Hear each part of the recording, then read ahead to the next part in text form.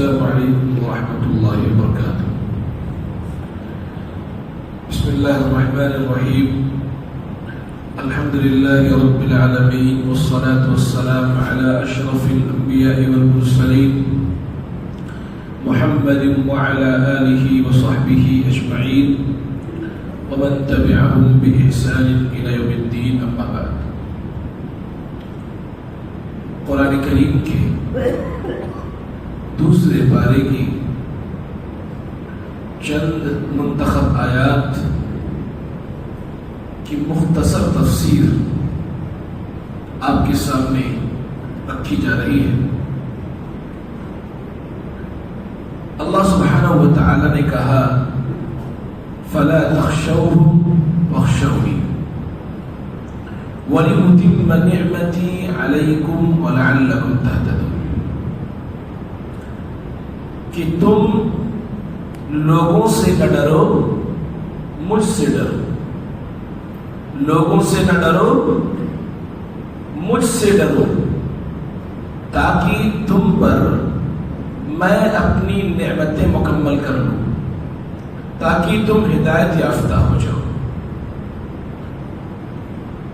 ڈر، خوف، خشیت یہ عبادات ہیں، اور یہ عبادات اللہ کے علاوہ کسی بھی انسان کے لیے جائز نہیں ہے، کسی بھی شخص کے لیے کرنا، انجام دینا جائز نہیں ہے۔ ڈرنا، خوف کھانا، خشیت اپنے دل کے اندر پیدا کرنا صرف اور صرف اللہ تعالیٰ کے لیے ہے۔ کسی بھی انسان کے لیے اپنے دل کے اندر ڈر رکھنا، اپنے دل کے اندر خشیت پیدا کرنا جائز اور درست نہیں ہے۔ ایک مومن اور ایک مسلمان کبھی بھی اللہ کے علاوہ کسی سے نہیں ڈرتا ہے، کیونکہ وہ یہ جانتا ہے کہ اللہ تعالی اگر چاہ لے آپ کو عزت دینا تو دنیا کا کوئی انسان آپ کو ذلیل نہیں کر سکتا ہے۔ وہ یہ یقین رکھتا ہے کہ اللہ تعالی اگر آپ کو ذلیل کرنا چاہے تو دنیا کا کوئی انسان آپ کو عزت نہیں دے سکتا ہے۔ اسے اس بات کا یقین ہوتا ہے کہ اللہ تعالی اگر آپ کا سب کچھ چھیننا چاہے تو دنیا کا کوئی انسان آپ کو کچھ نہیں دے سکتا ہے۔ تو اس یقین اور اعتماد کے ساتھ ایک مومن، ایک مسلمان جیتا ہے، اس لیے اس کے دل میں اللہ کے علاوہ کسی کا ڈر نہیں ہوتا ہے، اللہ کے علاوہ کسی کا خوف نہیں ہوتا ہے۔ صحابہ کرام کسی سے نہیں ڈرتے تھے، صحابہ کرام کبھی کسی سے خوف نہیں کھاتے تھے۔ ایک بار اللہ تعالی پر ایمان لے آتے تو اس پر ڈٹ جایا کرتے تھے۔ کفار ان کو مانتے تھے، ان پر ظلم کرتے تھے، الگ الگ طریقے سے ان کو سزائیں دیتے تھے، لیکن یہ مسلمان، یہ صحابہ کبھی بھی اپنے دین سے سمجھوتا نہیں کرتے تھے۔ اس لیے اللہ نے کہا فَلَا تَخْشَوْهُمْ وَاخْشَوْنِي، تمہیں دنیا والوں سے ڈرنے کی ضرورت نہیں ہے، تم صرف مجھ سے ڈرتے رہا کرو۔ ایک بار اگر یہ جذبہ اور یہ سوچ ایک مسلمان، ایک مومن کے اندر پیدا ہو جائے تو انشاءاللہ تعالی وہ کامیاب ہو سکتا ہے۔ اس کے بعد اللہ نے کہا ہدایت بہت بڑی نعمت ہے، ہدایت کا ملنا بہت بڑی نعمت ہے۔ اس دنیا میں آپ کو سب کچھ مل جائے، لیکن اگر آپ کے پاس ہدایت نہ ہو تو آپ کامیاب نہیں ہو سکتے۔ آپ کے پاس اس دنیا کی کوئی بھی چیز نہ ہو، لیکن اگر آپ کے پاس ہدایت ہے، آپ کے پاس توحید ہے، صحیح عقیدہ ہے، تو کل قیامت کے دن آپ کو کامیاب ہونے سے کوئی نہیں روک سکتا انشاءاللہ تعالی۔ اس لیے اللہ تعالیٰ سے ہمیشہ اگر دعا کرے ایک مومن، ایک مسلمان، تو ہدایت کی دعا کرے کہ اللہ بدعت و خرافات سے ہماری حفاظت فرما اور توحید کے اوپر ہمیں زندگی گزارنے کی توفیق عطا فرما۔ ہدایت سے بڑھ کر نعمت کوئی اور نعمت نہیں ہے، ہدایت سے بڑھ کر کے دولت اور کوئی دولت نہیں ہے۔ آپ اس دنیا سے چلے جانے کے بعد قبر میں کوئی چیز آپ کا ساتھ دینے والی ہے تو یہ ہدایت ہے۔ آپ یہاں پر بہت ساری دولتیں جمع کر لیں، بہت ساری پراپرٹیز اکٹھا کر لیں، لیکن جیسے ہی آپ کی موت ہوتی ہے آپ کے گھر والے 1 روپیہ بھی آپ کو لے جانے نہیں دیتے. آپ تنے تنہا قبر میں ہوتے ہیں، وہاں پر کوئی دولت اگر کام آتی ہے تو ہدایت کی دولت کام آتی ہے. کل میدان محشر میں آپ کا اپنا سگا رشتہ دار آپ سے دور بھاگے گا کہ کہیں میرا یہ رشتہ دار مجھ سے کوئی نیکی نہ مانگ لے. اس موقع پر بھی آپ کا ساتھ کوئی دے گی تو یہ ہدایت کا رشتہ آپ کا ساتھ نبھائے گا، ہدایت کی دولت آپ کا ساتھ نبھائے گی. وہاں پر کوئی دولت کام آنے والے نہیں ہے. اس لیے ہمیشہ اللہ تعالیٰ سے ہدایت طلب کرتے رہنا چاہیے.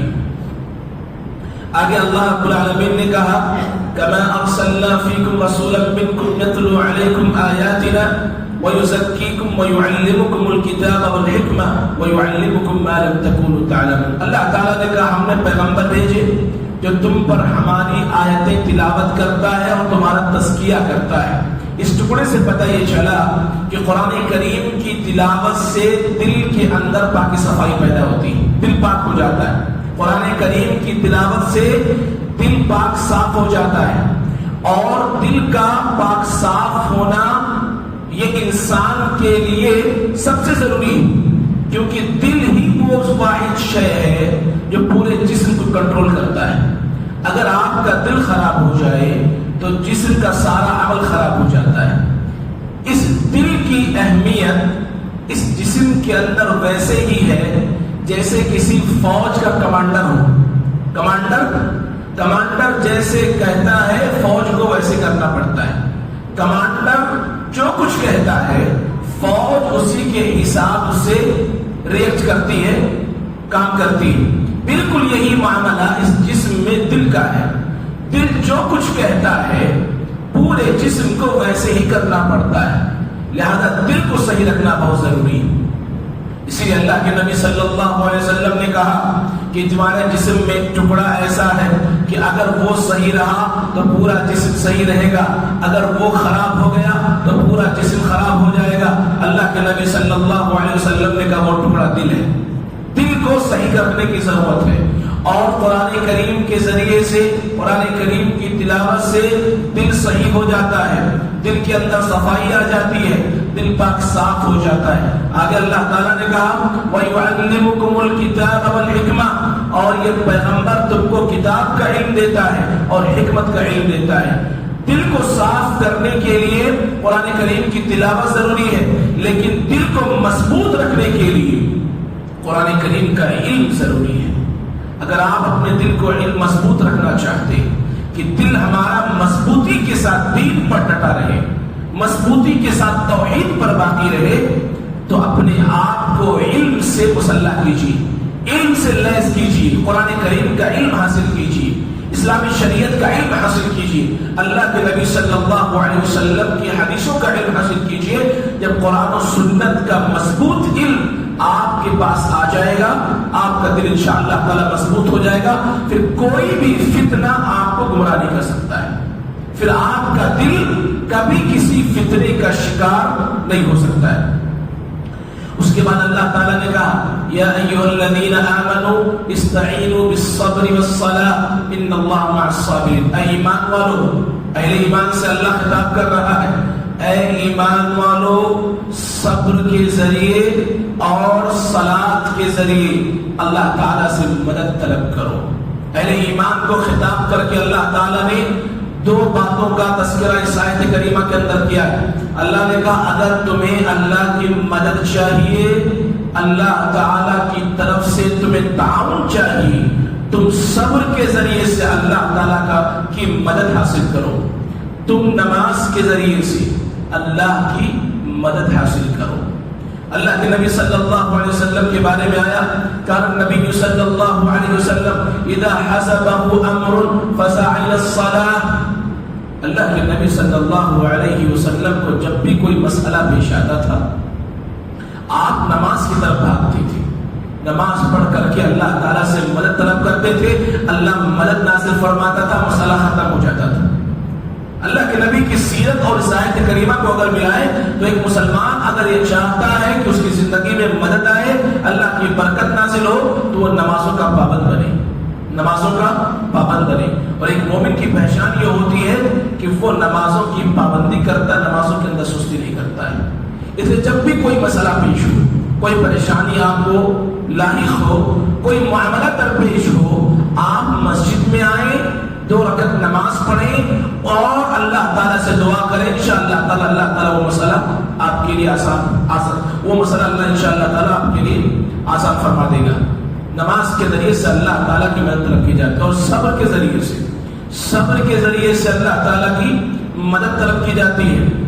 انبیاء کرام صبر کرتے تھے، صحابہ کرام نے صبر کیا اور اللہ تعالیٰ نے ان کو اپنی امداد عطا فرمائی۔ صبر کے ذریعے سے نیکی کے کاموں میں خوب محنت کیجیے، نیکی کے کاموں میں خوب محنت کیجیے اور برائی سے اپنے آپ کو روک کر کے رکھیے، اسے صبر کہا جاتا ہے۔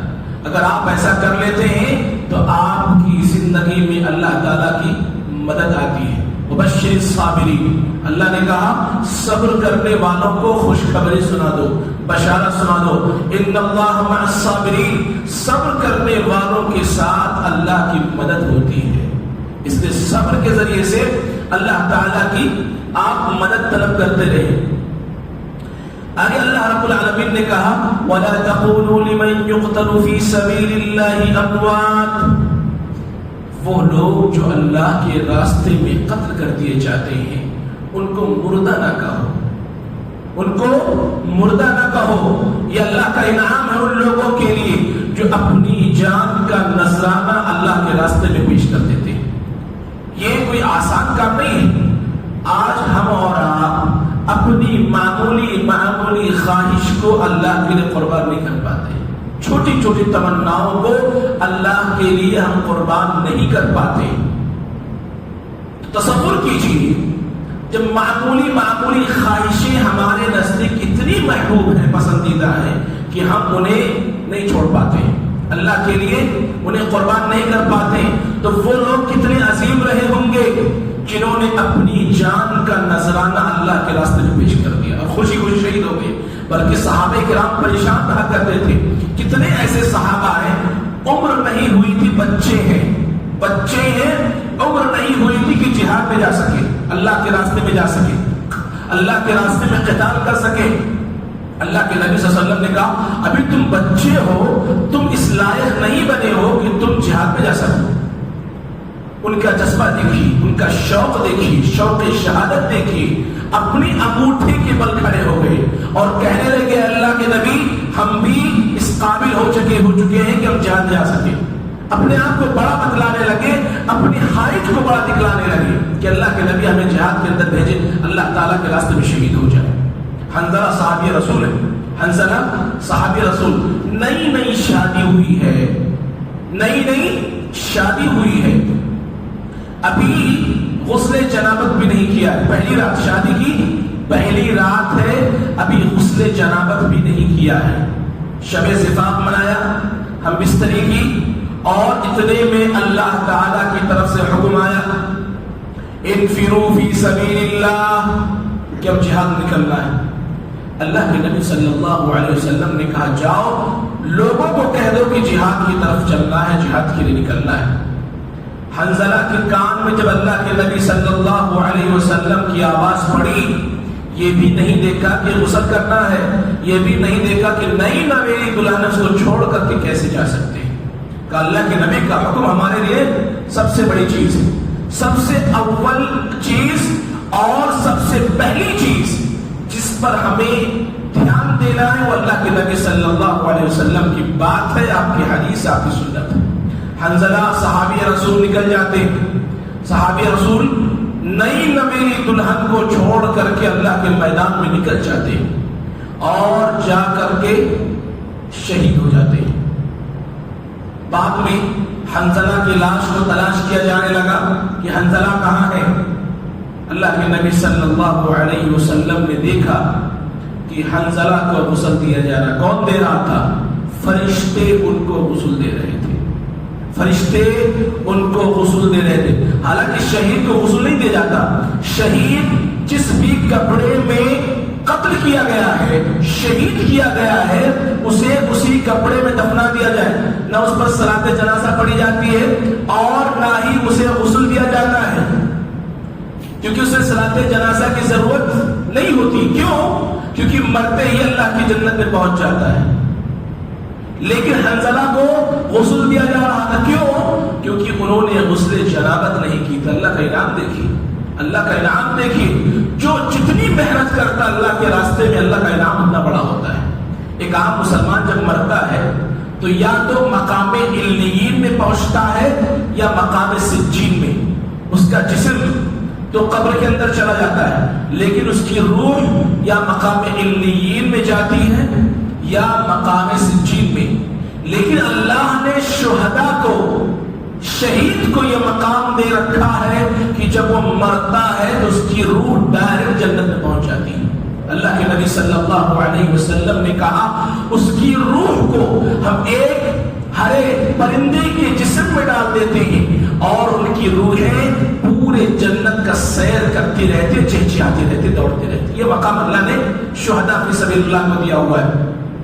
اللہ کے نبی صلی اللہ علیہ وسلم کہتے تھے میری خواہش ہے کہ میں اللہ کے راستے میں جاؤں اور قتل کر دیا جاؤں، پھر مجھے زندہ کیا جائے، پھر میں قتل کر دیا جاؤں، پھر مجھے زندہ کیا جائے، پھر میں قتل کیا جاؤں. کیوں؟ کیونکہ اللہ نے شہداء کا مقام بہت بڑا بتایا. اللہ کے نبی صلی اللہ علیہ وسلم کہتے ہیں کہ اللہ تعالیٰ نے جنت کے اندر 100 درجے تیار کر رکھے. اللہ تعالیٰ نے ان فی الجنت 100 درجہ، جنت کے اندر 100 درجے ہیں. اعدہ اللہ للمجاہدین فی سبیل اللہ، کس کے لیے؟ مجاہدین فی سبیل اللہ کے لیے، شہداء کے لیے. ما بین الدرجتین کما بین السماء والارض، ہر 2 درجے کے درمیان کا جو فاصلہ ہے یہ وہی فاصلہ ہے جو آسمان و زمین کے درمیان کا فاصلہ ہے. یہ مقام اللہ نے شہداء کو دیا. اس لیے اللہ نے کہا وَلَا تَقُولُوا فِي سَبِيلِ وَلَا تَقُولُوا لِمَنْ يُقْتَلُ فِي سَبِيلِ اللَّهِ أَمْوَاتٌ، اللہ کے راستے میں جو مر جاتے ہیں انہیں مردہ نہ کہو. وَالْأَحْيَاءُ، وہ زندہ ہیں، وَلَكِنْ لَا تَشْعُرُونَ، لیکن تم ان کی زندگی محسوس نہیں کر سکتے ہو. عالم برزخ ہے، وہ دنیا ہے، انسان محسوس نہیں کر سکتا ہے، لیکن اللہ تعالیٰ نے انہیں یہ عطا فرمایا، امر کر دیا کہ وہ زندہ ہیں اور وہ اپنی زندگی جی رہے ہیں. آگے اللہ تعالیٰ نے بیان فرمایا کہ ہم 5 طریقے سے انسانوں کو آزماتے ہیں.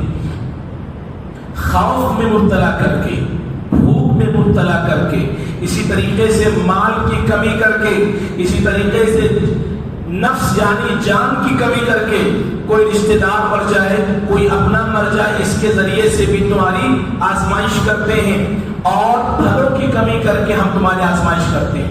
تو 5 طریقے سے اللہ تعالیٰ ہمیں اور آپ کو آزماتا ہے. مال کی کمی کے ذریعے سے، اسی طریقے سے بھوکمری کے ذریعے سے، قحط سالی پڑ جائے، کہیں بارش نہیں ہو رہی ہے، اسی طریقے سے جان کی کمی کے ذریعے سے کوئی رشتہ دار مر جائے. ان 5 چیزوں سے اللہ تعالیٰ میں آزماتا ہے. مومن کا کردار کیا ہونا چاہیے؟ وَبَشِّرِ الصَّابِرِينَ. جب اللہ تمہیں آزمائے، اور تم یاد رکھو اگر یہ 5 چیزیں تمہاری زندگی میں ہو رہی ہیں، سمجھو اللہ تمہیں آزما رہا ہے، تمہاری آزمائش کر رہا ہے. کیا کرنا ہے؟ ان تمام معاملات میں کیا کرنا ہے؟ صبر کرنا ہے. اگر مال کی کمی ہے تو صبر کرنا. صبر کا مطلب یہ ہوتا ہے حلال پر باقی رہنا ہے، چاہے 10 دن میں بھوکا رہنا پڑے. یہ قطعی طور پر نہیں ہونا چاہیے کہ ایک دن کچھ کم ہو گیا تو اب حلال کا راستہ چھوڑ کر کے حرام کے راستے پہ چل دیے. یہ کبھی نہیں ہونا چاہیے. اور صبر کیسے کیا جائے؟ سبحان اللہ، صبر کیسے کیا جائے؟ اللہ تعالیٰ نے ایک مثال سے بیان کیا. کہا ان الصفا والمروہ من شعائر اللہ. یہ جو صفا مروہ جو اللہ کے شاعر ہیں، یہ اللہ نے ذکر کر کے اس واقعے کی طرف اشارہ کیا. کہا کہ آؤ بتاتا ہوں صبر کیسے کیا جاتا ہے. اللہ کا حکم، ابراہیم اپنے بیٹے اسماعیل بی بی ہاجرہ کو ایسے میدان میں چھوڑا ہو جہاں نہ کوئی انسان رہتا ہو، نہ کوئی پرندہ رہتا ہو، نہ کوئی ہریالی ہے، نہ کوئی پانی ہے. آپ سوچ سکتے ہیں کہ ابراہیم علیہ السلام کو اللہ نے حکم دیا، کہا کہ اپنے بیوی اور بچوں کو ایسے میدان میں چھوڑاؤ، نہ پانی ہے، نہ کھانا ہے، نہ کوئی پرندہ وہاں آتا ہے، کیونکہ ہریالی نہیں تو پرندہ کیوں آئے گا، نہ کچھ ہے، ریگستان ہے، صحرا ہے، بے آب و گیا میدان ہے. لیکن چونکہ اللہ کا حکم تھا، ابراہیم علیہ السلام نے کہا کہ ہم اللہ کے حکم پر راضی ہیں اور اپنے بیوی بچوں کو چھوڑ دیا. یہ صبر ہے، یہ صبر ہے. دین پر عمل کرنے میں جو بھی پریشانیاں ہیں آپ اس پریشانی کو برداشت کر لیجیے، یہ صبر ہے. گناہوں سے بچنے کے لیے آپ کو جو بھی کچھ کرنا پڑے آپ اس سارا سب کچھ کیجیے، صبر ہے. گناہوں سے اپنے آپ کو روک کر رکھیے، اسے صبر کہا جاتا ہے. اور ہاجرہ کیسی عورت تھی، ہاجرہ علیہ السلام جیسا صبر اگر آج کی خواتین کے اندر پیدا ہو جائے تو ان کے یہاں بھی اسماعیل کی پیدائش ہو سکتی ہے.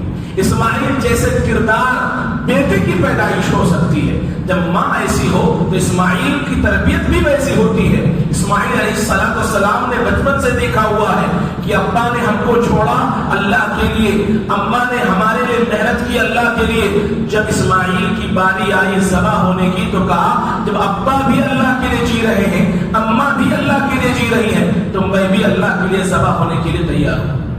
اگر ماں ایسی ہو، باپ ایسا ہو تو بیٹا بھی ویسا ہی ہوتا ہے. اس لیے ماں باپ کو ہونا چاہیے، ماں باپ کو بہتر ہونا چاہیے تاکہ بیٹا بھی بہتر ہو سکے. ایک آخری بات کر کے میں اپنی بات ختم کرتا ہوں.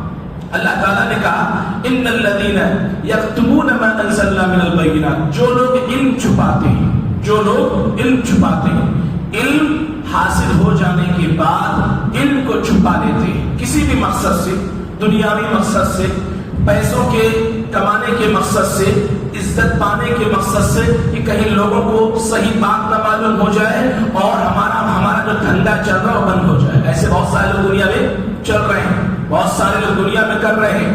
علم چھپاتے ہیں، حق بات چھپاتے ہیں. کیوں؟ کیونکہ اگر لوگوں کو پتہ چل جائے گا تو لوگ ہمارا دھندا بند کر دیں گے. اللہ تعالیٰ نے کہا جو لوگ حق چھپاتے ہیں اولئک یلعنہم اللہ، ایسے لوگوں پر اللہ کی لعنت ہوتی ہے. وَيَلْعَنْهُمُ اللَّاعِنُونَ، اور تمام دنیا کے لوگ ان پر لعنت کرتے ہیں. کون کون؟ فرشتے بھی لعنت کرتے ہیں، جنات بھی لعنت کرتے ہیں اور انسان بھی لعنت کرتے ہیں. کون لوگ؟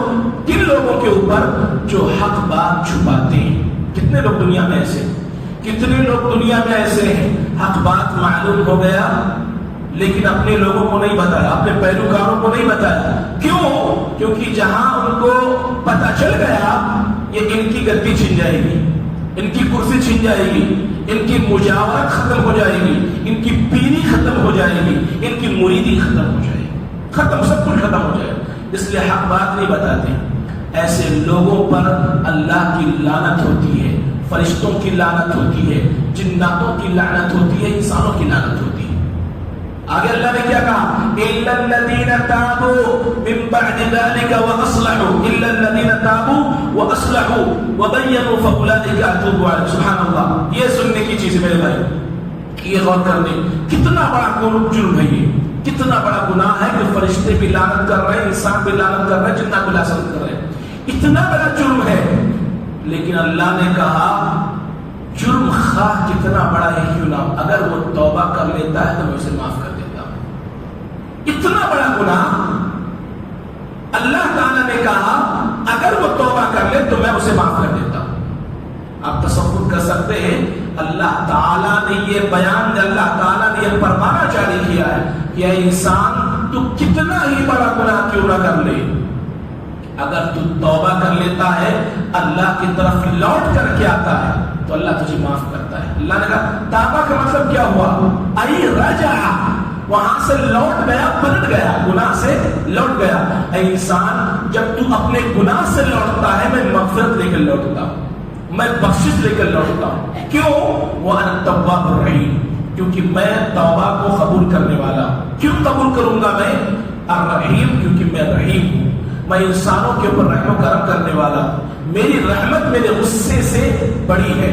اس لیے انسان کو خواہ کتنا بڑا جرم کیوں نہ کر چکا ہو، کتنا بڑا مجرم کیوں نہ ہو، انسان کو کبھی بھی اللہ کی رحمت سے مایوس نہیں ہونا چاہیے۔ اللہ تعالیٰ ہم تمام لوگوں کو کتاب سنت کے مطابق زندگی گزارنے کی توفیق عطا فرمائے۔ ان آیات میں جو باتیں کہی گئی ہیں اللہ تعالیٰ ان باتوں کے مطابق اپنی زندگی کو ڈھالنے کی توفیق عطا فرمائے۔ پاک پروردگار عالم جب تک دنیا میں رکھے کتاب و سنت پر باقی رکھ، جب ہمارا خاتمہ ہو تو امام بالخیر پر ہو۔ صلی اللہ علی خیر خلق محمد وعلی آلہ وصحبہ اجمعین برحمتک یا ارحم الراحمین۔ السلام علیکم ورحمۃ اللہ وبرکاتہ۔